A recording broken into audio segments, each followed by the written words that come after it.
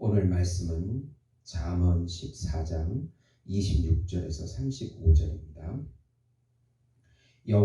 여호와를 경외하는 자에게는 견고한 의뢰가 있나니 그 자녀들에게 피난처가 있으리라. 여호와를 경외하는 것이 생명의 샘이니 사망의 그물에서 벗어나게 하느니라. 백성이 많은 것은 왕의 영광이요 백성이 적은 것은 주권자의 패망이니라. 노하기를 더디하는 자는 크게 명철하여도 마음이 조급한 자는 어리석음을 나타내느니라. 평온한 마음은 육신의 생명이나 시기는 뼈를 썩게 하느니라. 가난한 사람을 학대하는 자는 그를 지으신 이를 멸시하는 자요 궁핍한 사람을 불쌍히 여기는 자는 주를 공경하는 자니라. 악인은 그의 환난에 엎드려져도 의인은 그의 죽음에도 소망이 있느니라. 지혜는 명철한 자의 마음에 머물거니와 미련한 자의 속에 있는 것은 나타나느니라. 공의는 나라를 영화롭게 하고 죄는 백성을 욕되게 하느니라. 슬기롭게 행하는 신하는 왕에게 은총을 입고 욕을 끼치는 신하는 그의 진노를 당하느니라. 아멘. 오늘 말씀은 의인과 악인의 특징을 상세하게 묘사하고 그들의 결말을 말하고 있는 내용입니다. 사랑하는 성도 여러분, 복음은 기쁜 소식입니다. 왜 복음이 우리에게 기쁜 소식이 됩니까?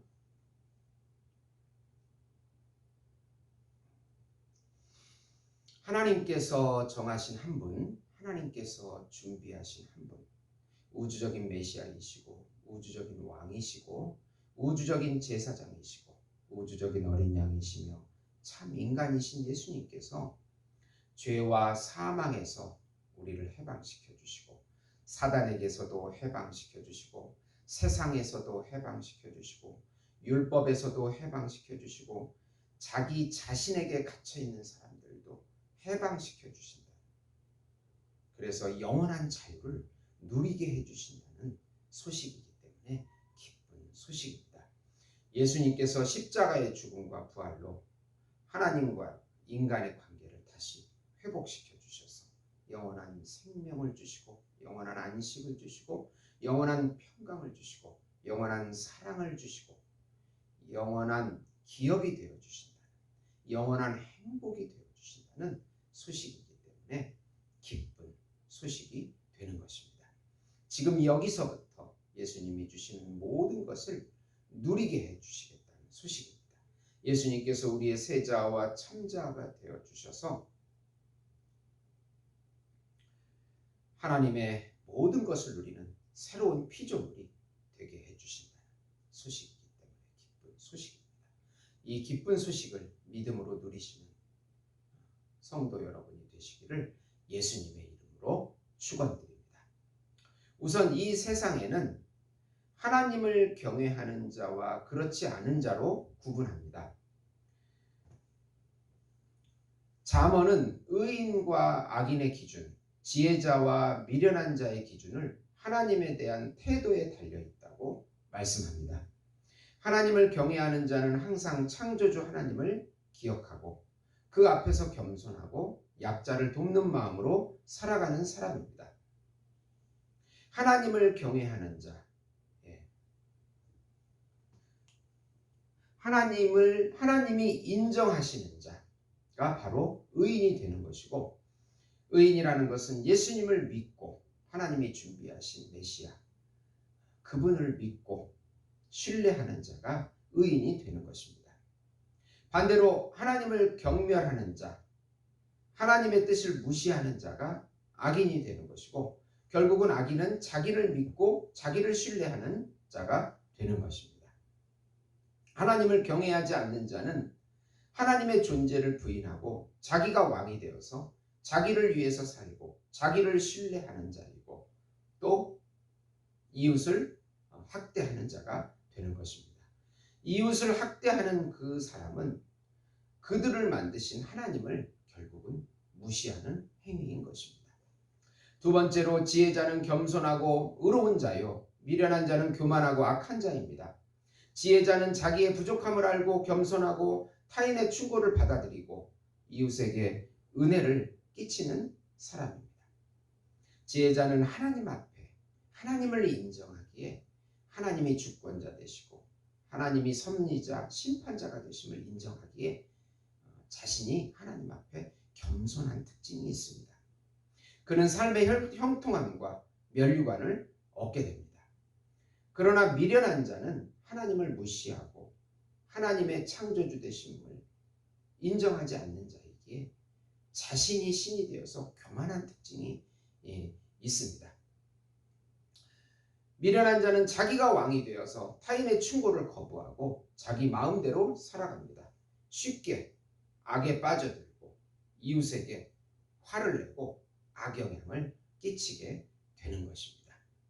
세 번째로 의인은 하나님 앞에 근면한 삶의 지혜가 있고 또 진실한 입술의 지혜가 있고 온유한 마음의 지혜로 살아가지만 악인은 게으름과 거짓과 강팍으로 살아가는 사람입니다.